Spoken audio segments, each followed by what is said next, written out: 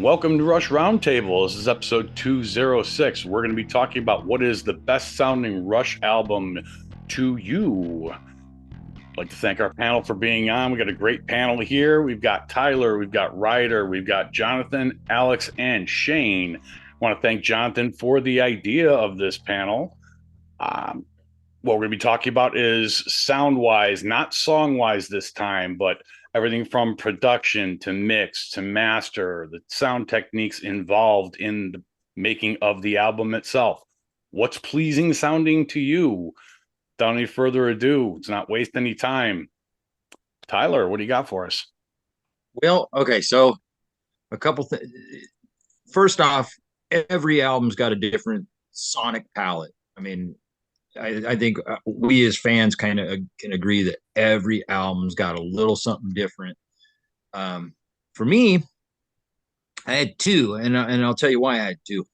I had Permanent Waves and Moving Pictures, which I mean, I think for many fans would come as no surprise. But the reason is what for me, what makes a great sounding album, and those two are like to me are phenomenal sounding albums. One, it's the combination of songs, it's the technology of the time, or that was available at the time.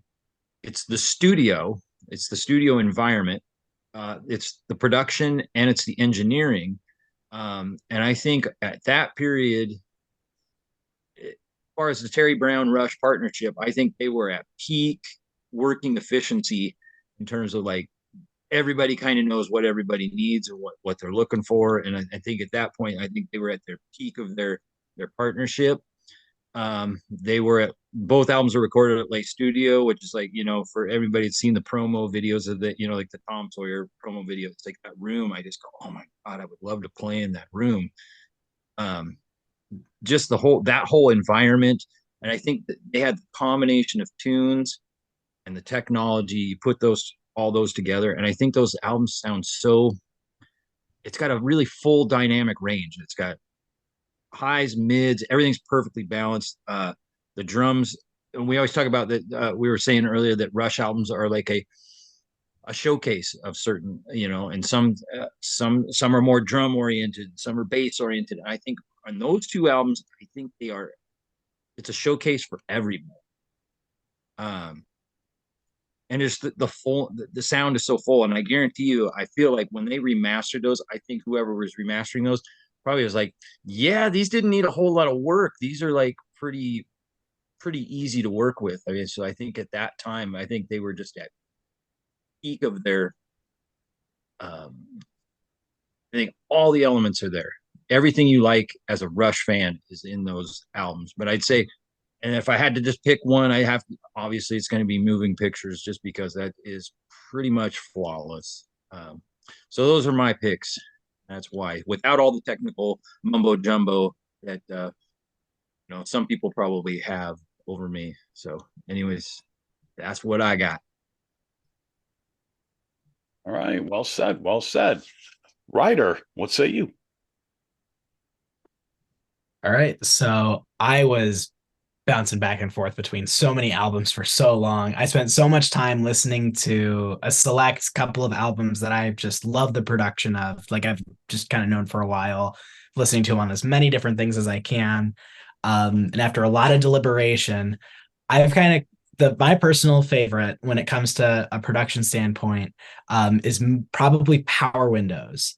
Might be a little bit of a controversial one, but I think the production on this album done by Peter Collins is just absolutely brilliant. I think this album, uh, just how it sounds and for the time it was released in, I feel like there's so few albums that could sound like how Power Windows does. It's so tight, and the synthesizers and the natural band environment, it all blends together so impossibly well and so precisely. Looking at songs like The Big Money, Emotion Detector, Grand Designs, songs that use these big sequencing parts, and well, not necessarily sequencing, but just these big synth arrangements, and how upfront they sound without sounding so incredibly overpowering. I think that the balancing between the two is done so well. and the sounds that they use are just so rich. The synthesizers they use, I have a little list here: Yamaha QX1, Yamaha DX7, Roland Jupiter 8, like all of these super iconic synthesizers just color this album in such a unique way. And I just feel like it's the perfect blending of the two worlds, the more traditional guitar and bass driven Rush and the synthesizer era. A couple other highlights I like to think about are Manhattan Project. I think the synth bass in that song especially is fantastic, and towards the end when the string arrangements come in, I think that that is incorporated very well into the piece. Once again, the big money and especially mystic rhythms, with how dominant like sound effects and percussion effects are in those songs, how fantastic they sound for how early in development electronic drums were. It's just amazing how upfront Rush was when it came to technology on this album. And I think just the way that everything is mixed together, I think Geddy's wall bass is perfect on this album. Neil's drums are punchy and demand so and just command the space. Alex's guitars are beautiful and can be go from atmospheric to just totally upfront. I just think Power Windows does a great job of showing the best of Rush. They're a band that I think production plays a huge part in why they are such this powerful force. And I think Power Windows has a great showcase of that for the band. When you said Power Windows, the first songs I thought of were Mystic Rhythms and Manhattan Project. So good examples. Excellent. Jonathan. Well, happy to be on the panel and happy everybody's participating. I mean, this topic I thought of. I give credit to Martin Popoff because I'm also on the Contrarians, and he always talked about production.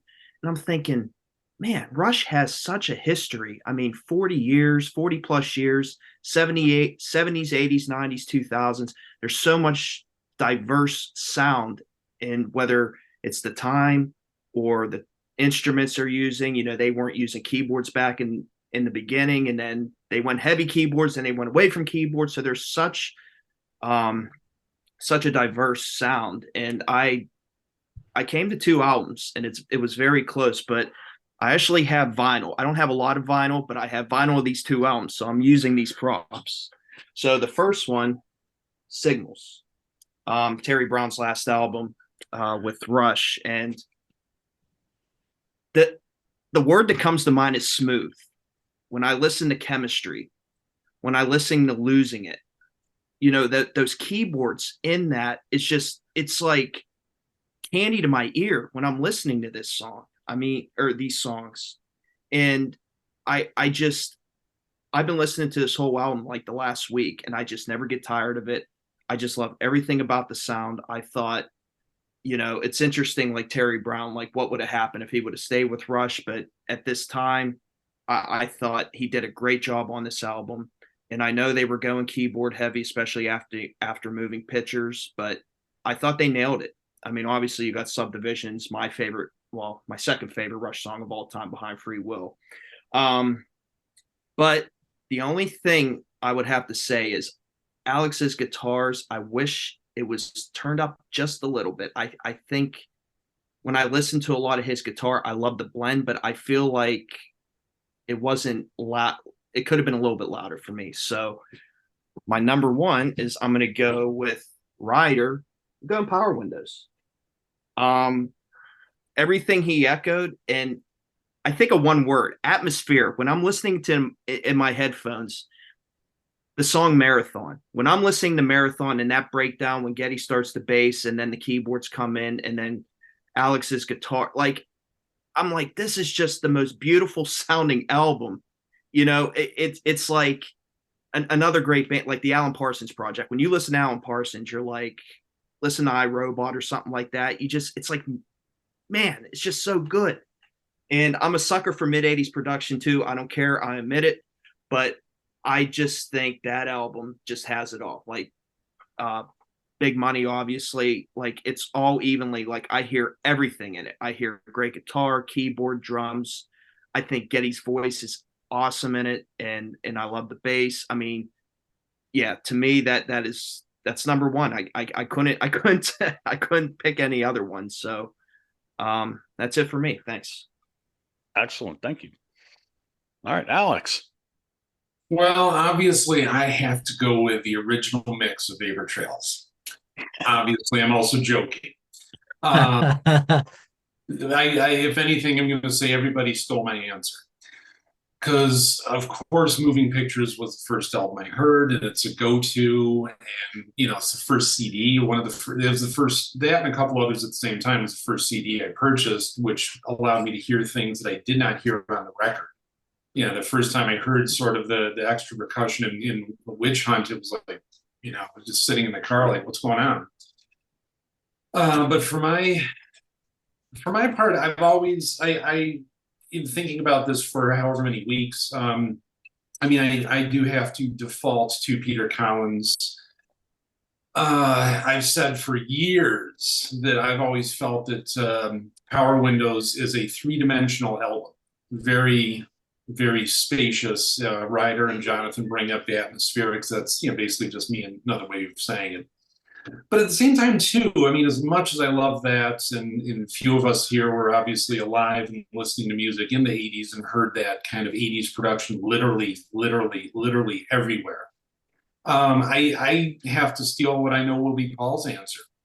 Because I feel like when Peter Collins got back into the studio with them following Roll the Bones, they had been on that arc back to being a three-piece rock band. And I love the keyboards. I love synthesizers. I love subdivisions. I love the signal.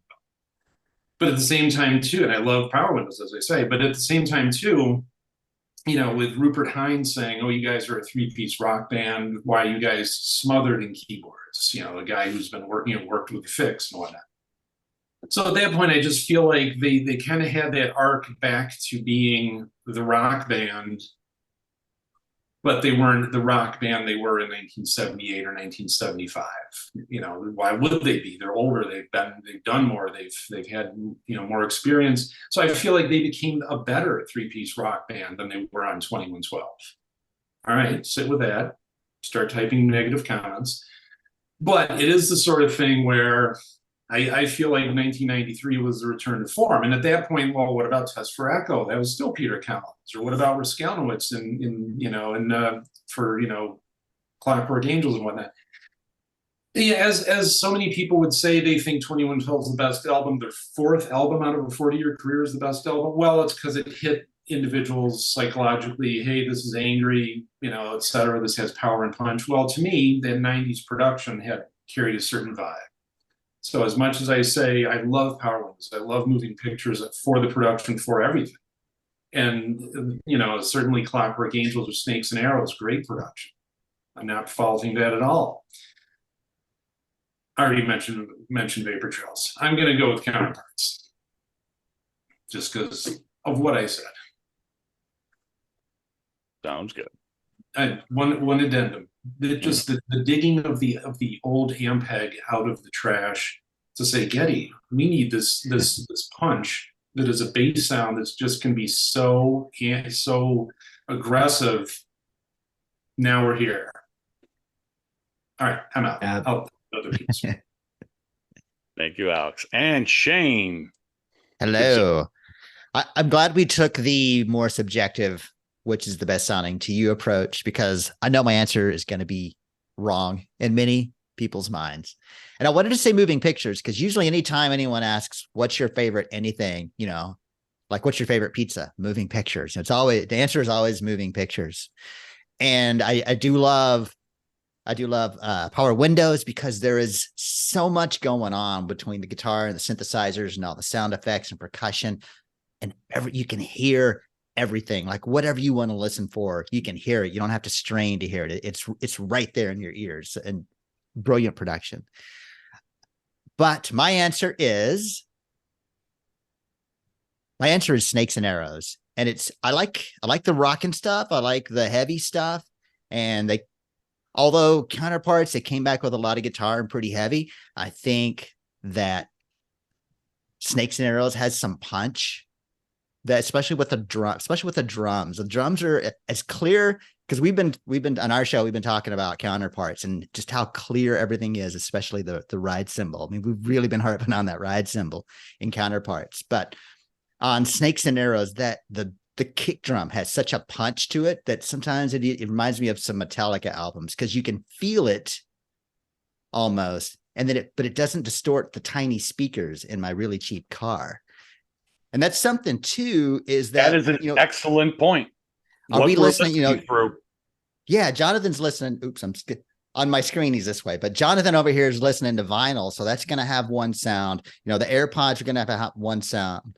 The tiny speakers in my car where I do most of my listening are going to have one sound, and all those media, to me, Snakes and Arrows just has that punch. And even on songs like Working Them Angels or We Hold On, the acoustic guitar has that. Even the acoustic guitar sounds kind of badass, whereas on Nobody's Hero, after those first three songs that are just rocking in your face, I kind of get a little deflated with that guitar because I don't want to say weak, but it didn't have the power those first three songs have on Counterparts. And then today I was listening to because I knew since Paul was going to be on, I wanted to listen to a little bit of Roll the Bones, a little bit of Presto too. So I kind of mixed in the songs together, and I was surprised that there wasn't as much difference in the levels as I thought between Snakes and Arrows, Presto, and Roll the Bones. It wasn't as drastic. What was interesting is it seemed like Power Windows was a little quieter than those others, and which surprised me. But then again, I'm listening through streaming in my car, so it could be that. And then it gets to Malignant Narcissism, and then it's so full, it's so big between the distorted guitar, and then Alex had some flange going on that one part that says along with the badass bass line. And yeah, I think I'm going with, it is crisp and clear for the time being. All those 70s albums, as great as they sound, this one right there between Counterparts, which sounded great, this one has a little more punch, and then Clockwork Angels, which is still in your face and rocking, not nearly as crisp and clear as Snakes and Arrows. I'm so glad you brought up listening environment, because again, we were talking before we started recording, in another life, I was a sound engineer, and one of my final projects in school was to do a time delay spectrometry project, a time energy frequency analysis of listening in a car. And we found that is one of the worst man-made listening environments ever, because all the high frequencies are bouncing off the glass. All the low frequencies are shaking the metal of the parallel surfaces. Sound is distorted. You are not hearing a true representation. So what sounds good in your car will sound very different in your listening space, in your favorite listening space, or in front of your computer, as opposed to your streaming highly compressed audio coming out of your phone. So that is very much going to influence what things sound like. So in the comments, as you are leaving your comments and telling us your favorite, please keep in mind what sounds good to you. And we definitely want to know what sounds good to you. Is not going to sound the same as what sounds good to somebody else, depending on listening environment, depending on your speakers or your AirPods or your car speakers or your computer or your Bluetooth. So these things do sound different. The episode is, what is the best sounding Rush album to you? And we'll throw in the caveat or the addendum of, and why. So these things are important, but I like the fact that everybody answered with why it sounded good to you, and you gave songs for the backup to it. And Alex was right. Counterparts overall would probably be my favorite mix of ingredients, but with the addition of, I love the first time I listened to Hold Your Fire with a certain system set up. Ryder was actually there for it when I was listening to Lock and Key. And for the first time I heard that Taurus and that or Open Secrets, pardon me, not Lock and Key. And the first time in the chorus where I heard that very low, like, it was a whole new experience to me. And that was from 88, 89 for me to now, to this year or last year, actually. So that was I heard it for the first time. So that I gained a whole new appreciation of it decades later. So that immediately rose up. So, and there are different things I heard when we were doing the roundtables on Presto. Presto being, it was my first Rush album, so I love it.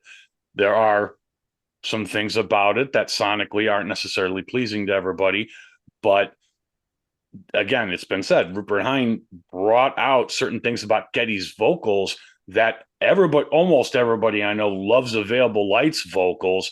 That was a sonic aspect that had been previously untapped. So there are so many different aspects to love. And Shane, you brought up Clockwork Angels. Clockwork Angels live, outside of the fact that's my biggest Rush regret of not going to that concert in the first place. That version of The Garden could be my favorite thing that Rush ever put down on recorded material. So that is the most pleasing sounding thing to me, but that's psychological more than anything else. But you guys brought up great points. So anyone want to say anything in closing? Crosstalk of any kind. You all brought up excellent points and with fantastic little details to You mentioned. Oh, yes, Tyler. Sorry. I was going to say real quick, I did not mention songs, but I would say right off the top, when I said for Permanent Waves, listen to different strings. Like that is them at the peak of like the ballad. Like here we're writing like a ballad type song. It's like, I mean, I think that one's pretty sonically perfect in terms of just here's how we record something that's a little less bombastic. Yeah. And then the other one is Natural Science, of course, because that's kind of got a little bit of everything. And then the other one is The Camera Eye from Moving Pictures, but I think that's when they're starting to add those new influences in there. And I think that was like, oh, it's like, we got it. I think we've got it here. And so those were mine that I just wanted to mention. Yeah, Ryder kind of taught me how to listen for the soundscape that they paint, and those are great examples of that. So Yeah. You'd mentioned Hold Your Fire, and almost used Hold Your Fire just because it doesn't have all the guitars that everybody wants, and it's a little disappointing, but the songs are so epic. The dynamic range on that album is fantastic. Yeah. And and I'll say Moving Pictures is my favorite, and Counterparts is one of my favorites. But a lot of times when there's just a song I want to go hear, most of the time it's from Power Windows, just because I want the experience, that symphonic rock experience. Mm-hmm. Hold Your Fire. I do Fire have a question for y'all. What's up? Oh, I do have a question. How many of y'all are musicians and you have that ringing in your ears constantly? I wonder how much that affects what we like too. Yep. Love it. Yeah. I'm a guitar player, so I'm always listening to Alex first before anything. So it's like, I think that plays a part into it too. If you're a musician and you play a certain instrument, where do you go to first? And I always tend to, Tyler was bringing up Permanent Waves, and I mean, I love Alex's guitar tone. It's like a compressed when you're like in that solo to like Jacob's Ladder. I mean, it's just so freaking good. If you love Warmth, that is definitely the right era where that was highlighted the best. That's evident. Yeah. I mean, even the solo in Natural Science too. It's that, man, Alex just comes out of nowhere and boom, he just plays a blistering guitar solo out of nowhere. It's just amazing, and it's just, there's so many factors in sound. There just is. And like you said, there's no wrong answers. It's just, we bring up a lot of good points, and, now I want to listen. I'm going to listen to Permanent Waves again. I'm going to okay, I need to listen to this. I'm going to listen to Counterparts again. It's just, and Hold Your Fire, it's amazing. Now it's like, okay, now I want to go listen to these albums again. So I'm going to put on Clockwork Angels because I want to hear all the elements in one. Snakes and Arrows, and I mean, it's like, okay, I'm going to listen to it like with a different purpose this time, bring a new freshness out of it. Well, it's also interesting. I think, even thinking of myself as far as like teenage years to now, as far as how I would use guitar tone myself, and something like Limelight was always the go-to or the touchstone for my distorted sound. But of course, in younger days, there was always still that, oh, let's turn this up too much. I mean, not the volume. I never really was a loud player, but distortion. Then you learn, oh, it sounds bigger when you back off on the gain and the saturation. You can play with a couple of individuals in a basement who are really loud and noisy, and then you think, I can't hear myself. What if I lower the gain? Ooh, that's big. That's one of the reasons I never really got into the Hughes and Kettner amps that Lifeson used. I never liked personally the tone of them. The Marshalls, yes. The high watts, sure. Even the Dean Markleys, and Galen Kruger for the 80s stuff. But I never honestly got to hear, I feel like, never in a room, the Lurk stamps, which I would love to, get into a room with them. But yeah, I feel like you're saying all that affects us, but also then our growth as an individual and how we hear over the years. Yeah, it's funny. I remember I did a gig once when I was young. The sound man comes up, kind of before the show, and he says, you don't have to have the distortion all the way up. It might sound better if you turn it down a little bit, so we turned it down somewhere. And I went, yeah, you know what? You're right. As soon as he left, I could turn around, crank it back up to 10. But he loves that. Right, though. That's always one of my favorites. Just go back there and turn it up a little, just a bit more. After you get to 11. They won't notice, and then you see the evil stare coming from the board. Yeah. I was too clueless for that. Man, oh geez, as a bass player, I feel that. And I guess kind of speaking of bass, when it comes to listening to like the Rush albums, I get so picky about the bass. I wear my Geddy Lee Alliance on my sleeve just off camera. I have my jazz bass and my Steinberger. I got Geddy pedal right here. I'm a little bit of a freak when it comes to Geddy's bass tone. And all the albums that I had picked out are ones that are just that have such a rich quality to them. And an album that I think, like, we were talking a little bit about Hold Your Fire. It wasn't any of our number ones, but a lot of us had mentioned it. I think Hold Your Fire, along with Power Windows, is an album that just sounds like very ahead of its, like, engineering wise, ahead of its time. I feel the bass on albums like Power Windows, Hold Your Fire, and then even getting a little later into stuff like Counterparts, Snakes, Clockwork Angels. I think a lot of the engineers that worked with Rush really got like the appeal of the band, and a huge part of that is the driving bass tone. And engineers like Peter Collins and Nick Raskulinez really understood that, like, how integral bass is to Rush, and they did such a great job of putting that in such a spot where it still drives and commands a lot of it, but doesn't necessarily overpower. I feel like albums like like what we were saying, Power Windows, Snakes, I think do a great job of that.